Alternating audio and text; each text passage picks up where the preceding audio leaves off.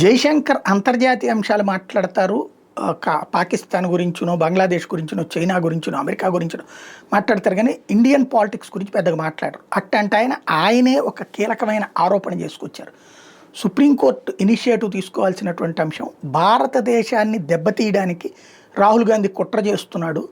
రాహుల్ గాంధీ చేస్తున్నటువంటి భారతదేశానికి ఇన్వెస్టర్స్ పెద్ద ఎత్తున వస్తున్నటువంటి సందర్భంలో వాళ్ళని చెడగొట్టడానికి ఒక బంగ్లాదేశ్ తరహా పరిణామాలు, ఒక నేపాల్ తరహా పరిణామాలు, ఒక శ్రీలంక తరహా పరిణామాలు భారత్లో జరగబోతున్నాయి అనేటటువంటి ఒక ప్రచారాన్ని క్రియేట్ చేస్తున్నాడు.